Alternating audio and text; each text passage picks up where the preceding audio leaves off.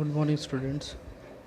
आज जो हमारा टॉपिक है वो है क्लास 10th का चैप्टर फर्स्ट, जिसका नाम है रिविजिटिंग इरेशनल नंबर्स। ठीक, आपने क्लास 9th में रेशनल और इरेशनल नंबर के बारे में पढ़ा होगा। उन्हीं के बारे में कुछ बातें और कुछ और जो एडिशनल पॉइंट्स हैं जो हम इस चैप्टर में इस्तेमाल करेंगे, उनके बारे में हम देखेंगे। ठीक है, तो चलिए देखते हैं।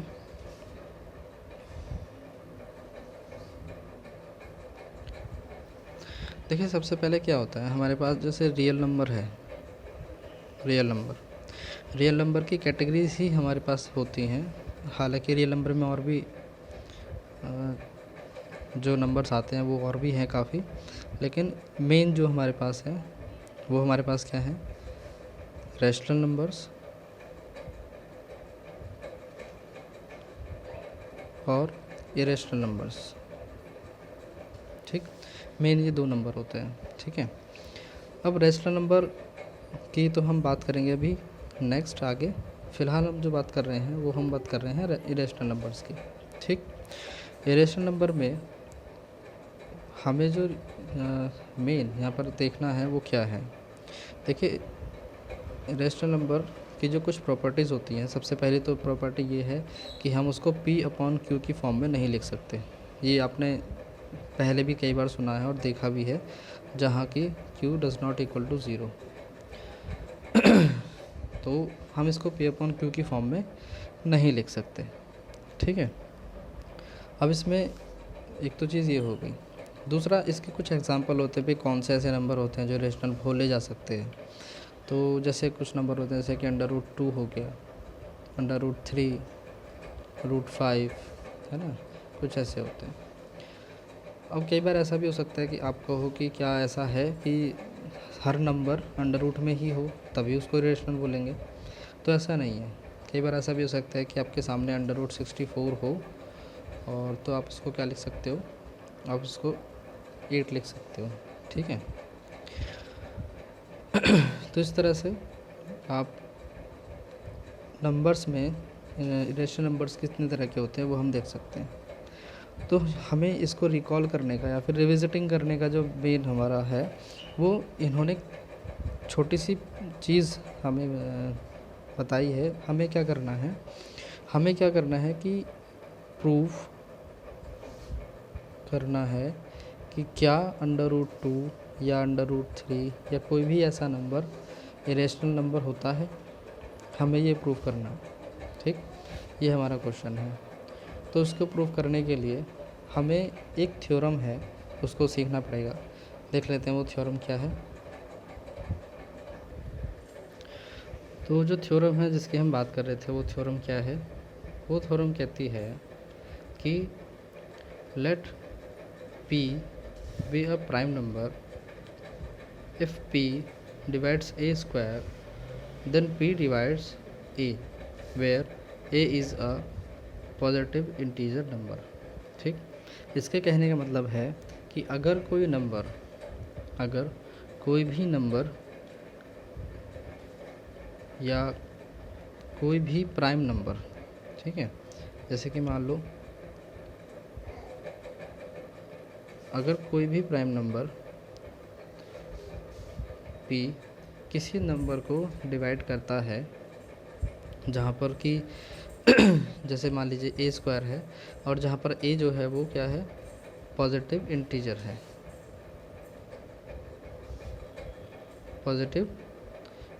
है। तो अगर ये इस तरह से A को डिवाइड करता है, यानी कि A² को डिवाइड करता है, तो ये A को भी डिवाइड करेगा, यानी कि it is also divides A। इस थ्योरम का मेन जो है बॉटम लाइन यही है। सीधी सी लाइन क्या है कि अगर कोई नंबर P A² को डिवाइड करता है तो साथ ही साथ वो क्या करेगा, वो A को भी डिवाइड करेगा। ये इसका कहने का मतलब है। अच्छा, मान लीजिए जैसे A है, जो A है वो क्या है, वो मान लीजिए कुछ नंबर्स हैं जो कि P की फॉर्म में है, जैसे कि P1 हो गया, P2 हो गया, P3 हो गया। इस तरह से Pn तक एक सीरीज़ है। ठीक है। अब जाहिर सी बात है जब इसका स्क्वायर करेंगे तो वो भी इसी तरह से होगा, क्योंकि ये दोनों आपस में इंटू हो जाएंगे, तो हमारे पास क्या आएगा, P1 का स्क्वायर आएगा, हमारे पास P2 का स्क्वायर आएगा और हमारे पास P3 का स्क्वायर आएगा, है ना। तो इस तरह से हमारे पास लास्ट में Pn का भी स्क्वायर आएगा।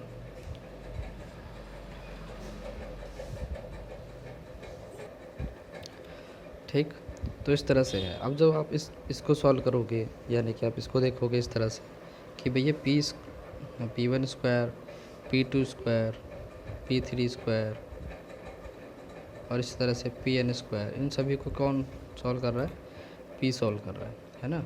अब जब ये P सॉल्व करेगा तो स्क्वायर की जगह सिंगल P जो होगा उसको भी डिवाइड करेगा इस तरह से। तो मेन जो थ्योरम है आपकी वो यही है कि ये डिवाइड जब करता है तो ये हर एक नंबर जो उसके इंटरनल नंबर्स होते हैं सभी को ये डिवाइड करेगा।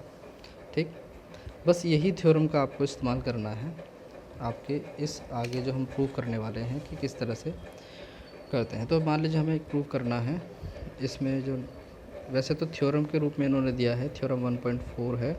ठीक है, थ्योरम 1.4 क्या है कि √2 को प्रूव कीजिए कि क्या ये इरेशनल नंबर है और अगर है तो कैसे है। ठीक है, ये हमें प्रूव करना है। तो हम ऐसा मान लेते हैं, टाइम वेस्ट नहीं करेंगे, हम फटाफट देखिए इसको करते हैं। बहुत इजी है, बहुत छोटा सा सॉल्यूशन है, बहुत इजी है ना। देखिए क्या करना है आपको, हम ऐसा मान लेते हैं कि ये एक रैशनल नंबर है। ठीक है, हम ऐसा मान लेते हैं कि √2 जो है वो एक क्या है, रैशनल नंबर है। भाई अगर ये रैशनल नहीं होगा, मान लो हम ये कह रहा है रैशनल प्रूव करो, हमने मान लिया कि रैशनल नहीं है, हम इसको रैशनल मान रहे हैं। ठीक है, तो हम क्या मानेंगे, सॉल्यूशन में कि √2 इज़ रैशनल नंबर। हमने क्या मान लिया, इसको रैशनल नंबर मान लिया। रैशनल नंबर का मतलब होता है रेशो नंबर। रैशनल नंबर का मतलब होता है रेशो नंबर। रेशो मीन्स मान लो A/B की फॉर्म हो या कोई भी ऐसी फॉर्म हो। ठीक है, और जैसे आमतौर पे हम जब रैशनल की बात करते हैं तो हम P/Q फॉर्म लेते हैं। ठीक, और जहाँ पर क्या होता है कि P/Q जो है वो जहाँ पर Q does not equal to 0 होता है। एक ख़ास बात और होती है, क्या होती है कि P एंड Q आर को प्राइम नंबर। को प्राइम नंबर का क्या मतलब है कि P और Q का सिर्फ एक ही कॉमन जो होगा डिवाइडर होगा, क्या होगा, वो 1 होगा। सिर्फ 1 ही एक ऐसा नंबर होगा जिससे P और Q डिवाइड होंगे, अदरवाइज़ कोई भी ऐसा कॉमन नंबर नहीं होगा जिससे ये दोनों नंबर डिवाइड हों। ये बात ध्यान रखनी है, क्या रखना है कि कोई भी ऐसा कॉमन नंबर नहीं हो सकता जो P और Q को डिवाइड करे, कॉमन नंबर सेम। ठीक है, जैसे मान लो हमने इस तरह से लिखा है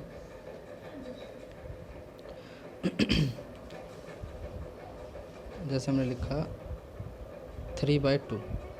अब 3/2 जो है इसको 3 को भी 1 डिवाइड कर सकता है और 2 को भी 1 डिवाइड कर सकता है, यानी कि इन दोनों को हम क्या बोल सकते हैं, को प्राइम नंबर बोल सकते हैं। लेकिन अगर वहीं पर हम कर दें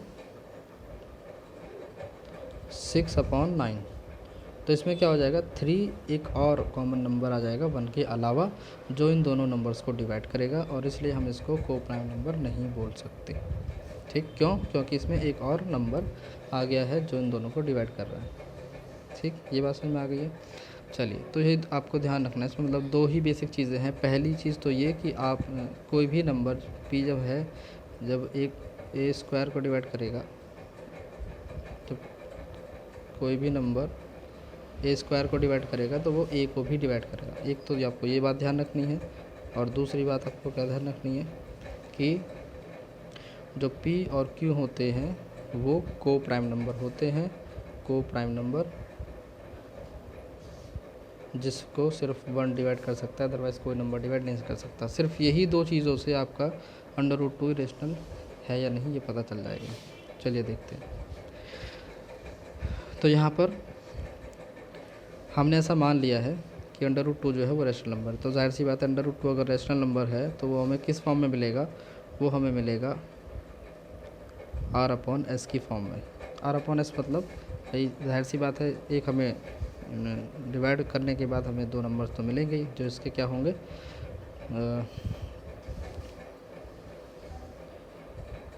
कॉमन फैक्टर्स होंगे, ठीक है, मतलब जो इसके फैक्टर्स होंगे, ठीक। अब इसमें क्या है, एक चीज़ और हम देखेंगे कि हम इसको इस तरह से लिख लेते हैं, इसको एक फॉर्म अलग चेंज कर लेते हैं, √2 को हम लिख लेते हैं ए अपॉन बी की फॉर्म में, ठीक है। इसमें लिख लिया हमने इसको ए अपॉन बी की फॉर्म में लिख लिया। अब जाहिर सी बात है, इसको अगर आप थोड़ा सा सॉल्व करोगे तो हम इसको ऐसे भी लिख सकते हैं b√2 इज़ इक्वल टू ए, लिख सकते हैं इस तरह से, ठीक। अब हम क्या करेंगे, स्क्वायर ऑफ बोथ साइड, दोनों तरफ का स्क्वायर कर देंगे, स्क्वायर ऑफ बोथ साइड। जब आप स्क्वायर ऑफ बोथ साइड करोगे तो आपको कुछ इस तरह से मिलेगा, स्क्वायर और is equal to a square, ठीक है। यानी कि आपके पास क्या आएगा, आपके पास आएगा बी स्क्वायर, यानी कि 2b स्क्वायर, इस तरह से लिख सकते हैं इसको, और is equal to a square, ठीक। यानी कि √2 का हमारे पास क्या आ गया, 2 आ गया। √2 को हम 2 कैसे कन्वर्ट करते हैं ये आपने पहले देखा होगा, ठीक है। क्या होता है √2 जो है उसको हम क्या लिख सकते हैं, 1/2 लिख सकते हैं। अब इसका हम स्क्वायर कर देंगे तो ये 2 से 2 कैंसिल हो जाएगा, क्योंकि मल्टीप्लाई हो जाती है और 2 अकेला रह जाता है, ठीक है। तो इस तरह से जो है ये सॉल्व हो जाता है। जब इसको इस तरह से लिख सकते हैं, ठीक है। अब हम यहाँ पर वो थ्योरम जो हमने पहले पढ़ी थी कि भाई अगर कोई भी नंबर, जैसे यहाँ पर अगर मैं देखूँ बी स्क्वायर को इधर ही रखें और इधर कर दें ए स्क्वायर अपॉन 2। अब हमने एक थ्योरम पढ़ी थी पहले कि अगर कोई नंबर ए स्क्वायर को डिवाइड कर रहा है तो वो ए को भी डिवाइड करेगा, है ना। तो हम यहाँ पे कह सकते हैं कि 2 ऑल्सो डिवाइड, ऑल्सो एक काम करते हैं, इसको यहाँ लिख लेते हैं, 2 ऑल्सो डिवाइड्स ए, ठीक है। यानी कि 2 जो है ए को भी डिवाइड कर रहा है। यहाँ तक बात क्लियर हो गई, ठीक है।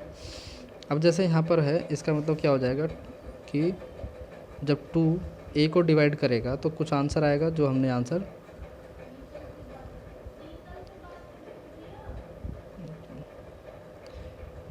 जब ए को 2 डिवाइड करेगा तो कोई एक आंसर आएगा जो होगा सी, हमने ऐसा मान लिया, ठीक है। जब a2 को, अभी हमने क्योंकि थ्योरम पढ़ी थी, जब ए स्क्वायर को जो है डिवाइड कर रहा था तो वो a को भी डिवाइड करेगा, और हमने यहाँ पर लिख लिया है छोटा सा फॉर्म कि अगर वो a को डिवाइड कर रहा है, 2 जो अगर a को डिवाइड कर रहा है तो आंसर मान लीजिए हमारा c आ रहा है, ठीक है, ये आंसर आ रहा है। अब हम क्या करेंगे, अगेन इसको स्क्वायर करेंगे, एक बार दोबारा से इसको स्क्वायर करेंगे, किसको, a/2 का होल स्क्वायर और इस हो जाएगा सी का स्क्वायर, ठीक है। तो इसको थोड़ा सा अगर सॉल्व करोगे तो यहाँ पर आ जाएगा A square is equal to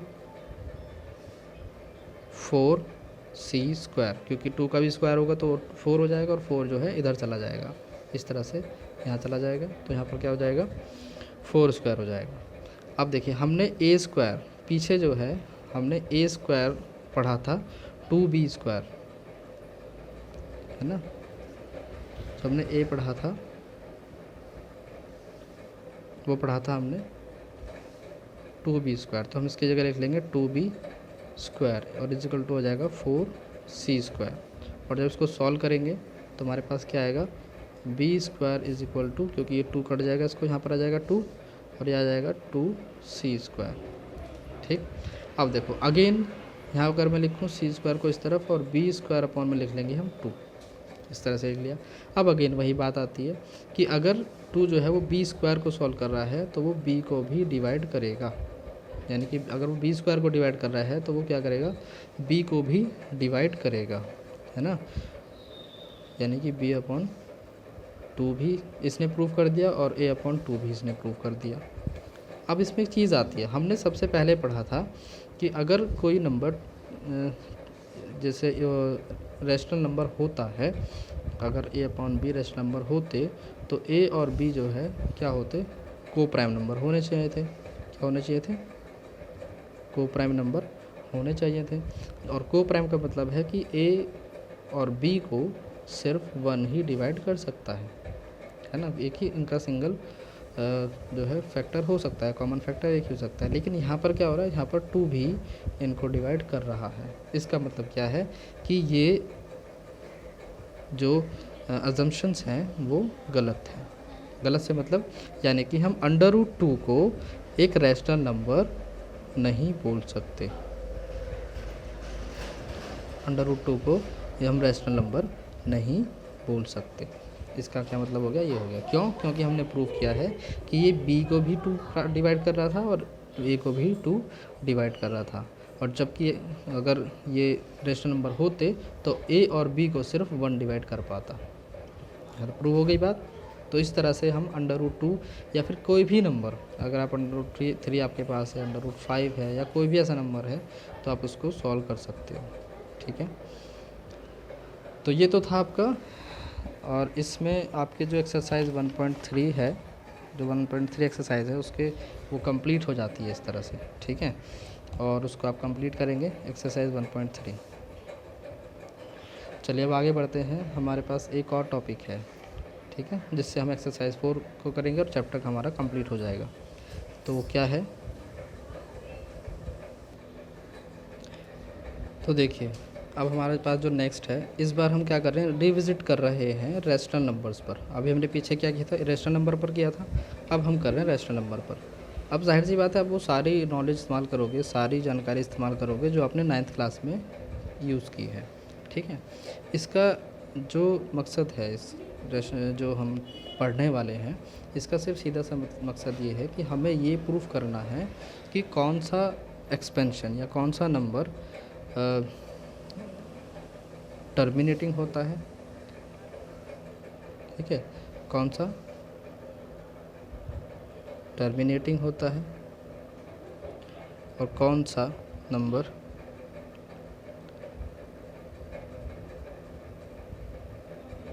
terminating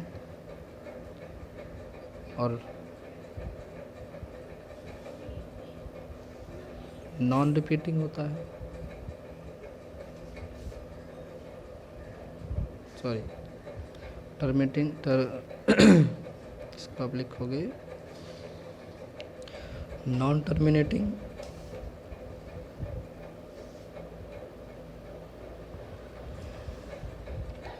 repeating.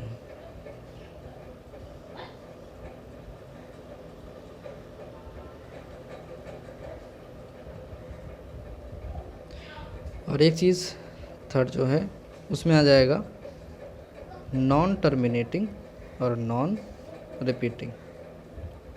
तो आपको 3 चीज़ जो है प्रूफ करनी है मेनली तो। ठीक है, अच्छा जैसे क्या होता है, अगर मैं रियल नंबर्स की बात करूं, जो हमारे पास रियल नंबर होते हैं, उसमें हमने ये तो देखा कि एक हमारे पास होते हैं रैशनल नंबर, ठीक, और एक होते हैं इरेशनल नंबर। ठीक है, अब ये तो हम जानते ही हैं कि P/Q की जो फॉर्म मिलेगी वो सिर्फ रैशनल नंबर में ही मिलेगी। ठीक है, जो P/Q की फॉर्म में मिलेगी वो हमें सिर्फ रैशनल नंबर मिलेगी, क्योंकि इरेशनल नंबर को तो हम P/Q की फॉर्म में लिख ही नहीं सकते, है ना। तो अब जो 3 चीज़ मैंने बताई, एक तो हमें क्या प्रूव करना है, टर्मिनेटिंग, एक नॉन टर्मिनेटिंग रिपीटिंग, और एक नॉन टर्मिनेटिंग नॉन रिपीटिंग। तो ये जो तीनों चीज़ हमें प्रूफ करनी है वो सिर्फ रैशनल नंबर के लिए ही प्रूफ की जा सकती हैं और किसी नंबर के लिए प्रूफ नहीं की जा सकती। ठीक है, तो चलिए हम इनको किस तरह से प्रूफ करेंगे वो हम आज इसमें देखते हैं। इसके लिए भी हमारे पास 2 मेथड होते हैं। पहला मेथड तो अच्छा, इसमें हम अगर ये समझें, कुछ बच्चे हो सकता है जिनको टर्मिनेटिंग या नॉन टर्मिनेटिंग रिपीटिंग इन सब के बारे में ना पता हो। ठीक है, तो जैसे टर्मिनेटिंग का मतलब होता है, पहली चीज़ जो है वो टर्मिनेटिंग, उसके बारे में समझ लेते हैं तो थोड़ा सा आपको पता चल जाएगा कि क्या होता है टर्मिनेटिंग, क्या होता है। जैसे मान लो मैं कोई भी एक ऐसा नंबर ले लूँ जो एक नंबर पे जा कर के रुक जाए। ठीक है, एक पॉइंट पर जा कर के रुक जाए, जैसे कि 3/20। ये मैंने एक नंबर लिया, ठीक है। तो इसको कैसे सॉल्व करेंगे, डिवाइड करो जैसे 3 अंदर 20 बाहर। अब यहाँ पर क्योंकि ये तो है पॉइंट लगा देंगे तो यहाँ पर 0 आ जाएगा, ठीक है। 20 बन जाए क्या हो जाएगा 20, इसको सॉल्व करेंगे, ठीक है। तो यहाँ पर भी हमें क्या मिलेगा 10 तो मिलेगा ही, और एक और हम यहाँ पे 0 लगा लेंगे, ठीक है। तो हमें क्या मिलेगा 5 जा 100, और ये हमारा सॉल्व हो गया, ठीक है। यानी कि हमारे पास जो आंसर आया वो क्या आया, आंसर 0.15। अब क्योंकि 0.15 5 the last factor of this divideation, तो इसमें हम ये कह सकते हैं कि ये टर्मिनेटिंग है। टर्मिनेटिंग का मतलब होता है कि जहाँ पर डिवाइड करना रुक जाए, एक नंबर पे जा कर के डिवाइड कंप्लीट हो जाए हमारा, है ना। तो ये होता है हमारा टर्मिनेटिंग। दूसरा क्या होता है हमारे पास, नॉन टर्मिनेटिंग। नॉन टर्मिनेटिंग मतलब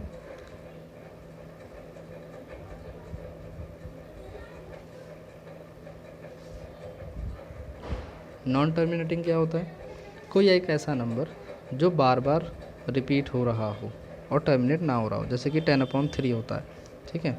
10/3 को आप कितनी बार ही डिवाइड करो, ठीक है, तो ये आपको कुछ इस तरह के मिलेगा 3.333333, है ना। ये आपको कुछ इस तरह का मिलेगा और ये आगे तक चलता चला जाएगा, तो इसको हम बोल सकते हैं नॉन टर्मिनेटिंग, यानी कि ये ख़त्म नहीं होता, ठीक। इसी तरह से एक आपको थर्ड टाइप मिलता है जिसको हम बोलते हैं नॉन टर्मिनेटिंग और नॉन रिपीटिंग।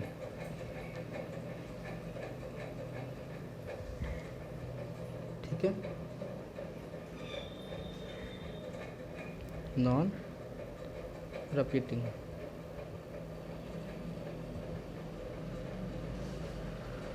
इस तरह से तो ये कैसे होते हैं, ये वो होते हैं जो टर्मिनेट भी नहीं हो पा रहे हैं और रिपीट भी नहीं हो पा रहे हैं। जैसे मान लो कहीं सर आपको मिल जाए कि कोई नंबर आ रहा है जहाँ पर कहीं पर 1 आ रहा है, 2 3 4 8 7 6 7 5, मतलब इस तरह से नंबर जो हो रहा है वो बढ़ता जा रहा है, ना तो वो रुक रहा है और ना ही वो रिपीट हो रहा है, ना तो उसमें कोई पैटर्न मिल रहा है हमें, और ना ही वो हमें क्या हो रहा है, रुकता हुआ दिखाई दे रहा है। इसमें नंबर आते जा रहे हैं आते जा रहे हैं और डिवाइड होता चला जा रहा है, ठीक है।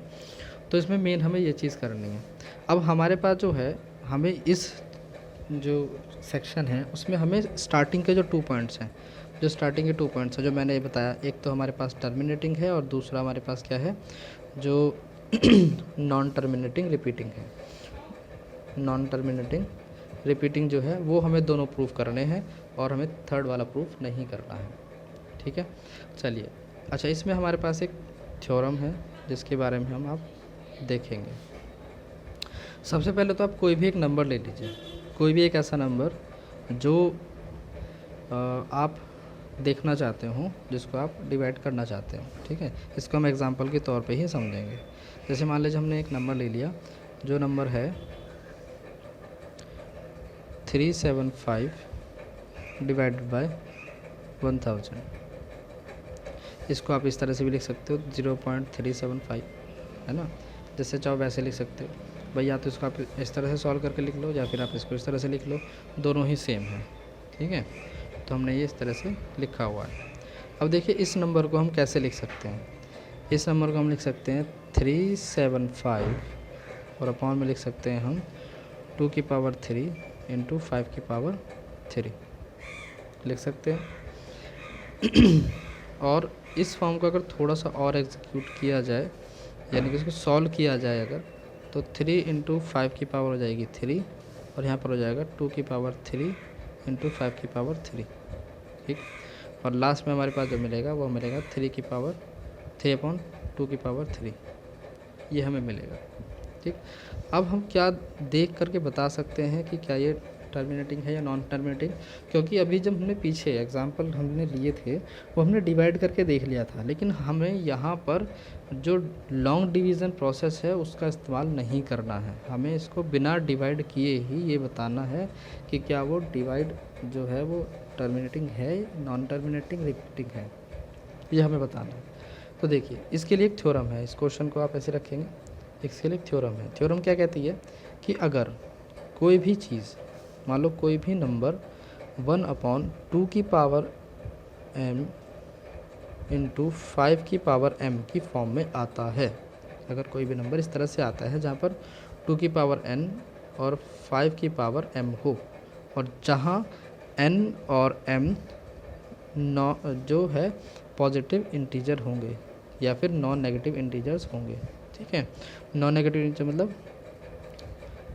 यू पॉजिटिव इंटीजर्स होंगे। ठीक है, n और m पॉजिटिव इंटीजर्स होंगे। पॉजिटिव इंटीजर्स क्या होते हैं भाई, आपने देखा होगा 0 होता है, फिर -1 होता है, -2 होता है, -3 इस तरह से होता है, और +1 +2 +3 इस तरह से होता है। तो 0 से लेकर के जो प्लस वाली सीरीज़ होती है वो हमारे लिए पॉजिटिव इंटीजर्स होते हैं। ठीक है, तो हमारे n और m जो है वही पॉजिटिव इंटीजर्स होने चाहिए, नेगेटिव इंटीजर्स नहीं होने चाहिए। ठीक है, अगर कोई भी फॉर्म इस तरह से बनती है जहाँ पर 2 की पावर समथिंग और n की पावर 5 की पावर समथिंग आती है, तो हम उसको क्या बोलेंगे, हम उसको टर्मिनेटिंग फॉर्म बोलेंगे। क्या बोलेंगे उसको? टर्मिनेटिंग फॉर्म बोलेंगे। ये आपकी थ्योरम है। ठीक है, इस थ्योरम को आप पढ़ सकते हो। ये आपकी जो थ्योरम है 1.5 है। थ्योरम 1.5 में यही चीज़ लिखी हुई है। ठीक है, थ्योरम 1.5 जो है उसमें यही चीज़ लिखी हुई है कि अगर कोई भी चीज़ 2 की पावर n और 5 की पावर m में लिखी हुई है तो हम उसको क्या बोलेंगे, उसको टर्मिनेटिंग फॉर्म बोल सकते हैं।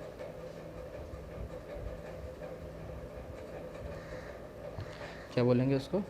टर्मिनेटिंग फॉर्म बोल सकते हैं। तो ऐसे जो क्वेश्चंस हैं जिनको हम टर्मिनेटिंग फॉर्म में कन्वर्ट कर सकते हैं या फिर उनको प्रूव कर सकते हैं, वो किस तरह से हैं। ठीक है, आपकी एक्सरसाइज ही खोल लेते हैं। एक्सरसाइज में हमारे पास जो फर्स्ट क्वेश्चन है उसी को हम देख लेते हैं। हमारे पास फर्स्ट क्वेश्चन क्या है, 13 एक्सरसाइज 1.4 का। आपकी 1.4 एक्सरसाइज कंप्लीट हो जाती है। यहाँ पर एक मिनट देख लीजिएगा। तो फर्स्ट क्वेश्चन है, क्या है, 13/3125 ये है। इसको आपको सॉल्व करना है। तो कैसे सॉल्व करेंगे भाई? जाहिर सी बात है, आप फैक्टर करोगे, है ना। फैक्टर करके आप देख सकते हो 13 के तो कोई फैक्टर होने नहीं है, इसके फैक्टर होने हैं। ये जो नीचे वाला नंबर है इसके फैक्टर होने हैं। तो इसके जो फैक्टर होंगे वो फैक्टर होंगे 5 की पावर 5। ठीक है, इसके फैक्टर क्या होंगे, 5 की पावर 5। आपको फैक्टर करने आता ही होंगे। अगर फैक्टर करने नहीं आते तो आप फैक्टर करके देख सकते हो। अगर चाहो तो हम इसके फैक्टर करके भी देख सकते हैं यहाँ पर। ठीक है, लेकिन सिर्फ इसके देख सकते हैं, इसके मतलब कि थोड़ा समय बचाने के लिए हम आगे के जो क्वेश्चंस होंगे उनको बिना किसी फैक्टर के करके, मतलब कि डायरेक्ट फैक्टर करेंगे। ठीक है, अब देखिए, हम ये जानते हैं कि यार ना तो ये 2 से डिवाइड होगा, 3 से हम इसको नहीं करेंगे, हम इसको 5 से करेंगे। ठीक है, ये हमने चेक किया, 5 से हम इसको करेंगे। तो जब 5 से डिवाइड करेंगे तो यहाँ पर आएगा 625। अगेन जब 5 से करेंगे तो आएगा 125। अगेन जब 5 से करेंगे तो यहाँ पर आएगा 25, और अगेन जब 5 से करेंगे तो आएगा 5। ठीक है, और अगेन जब 5 से करेंगे तो आएगा 1। तो इस तरह से यहाँ पर क्या आता है, 5 × 5 × 5 × 5 × 5। इसका मतलब 5 की पावर 5 इस तरह से होता है। ठीक है, तो हमारे पास जो था 13/3125 उसको हमने कैसे लिखा, 13/5 की पावर 5।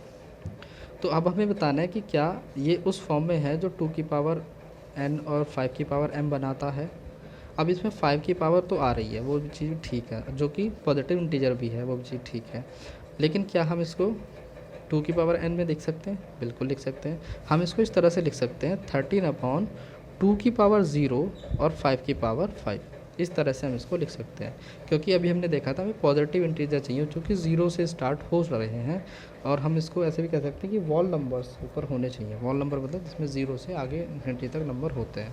ठीक है, तो हम क्योंकि इसको 2 की पावर 0 और 5 की पावर 5 तो है ही, इस तरह से देख पा रहे हैं, तो हम इसको क्या बोलेंगे, it is a form of terminating. क्या है ये? टर्मिनेटिंग फॉर्म होगी। बात समझ में आ गई? तो ये आपका फर्स्ट क्वेश्चन है 1.4 एक्सरसाइज का। ठीक है, इसी तरह से सेकंड क्वेश्चन भी आपका सेम इसी प्रोसेस पे है। हम अब देखेंगे थर्ड क्वेश्चन। थर्ड क्वेश्चन जो है वो क्या कहता है, वो है 64/455।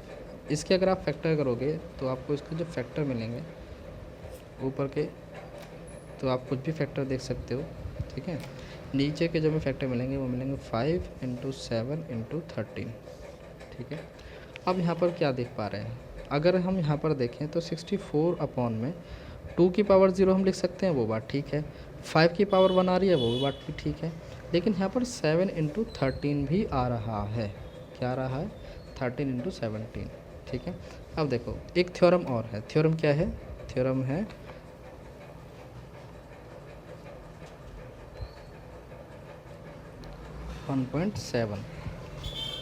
थ्योरम 1.7। थ्योरम 1.7 क्या कहती है कि अगर किसी डिवीज़न में 2 की पावर m और 5 की पावर m, ठीक है, 2 की पावर n और 5 की पावर m की जगह कोई और नंबर भी आता है, मान लो कोई और नंबर भी, जैसे अभी यहाँ पर हमारे पास 7 आ रहा था और 13 आ रहा था, अगर कोई और नंबर भी आता है तो फिर हमारे लिए क्या हो जाएगा, ये हो जाएगी नॉन टर्मिनेटिंग फॉर्म हो जाएगी।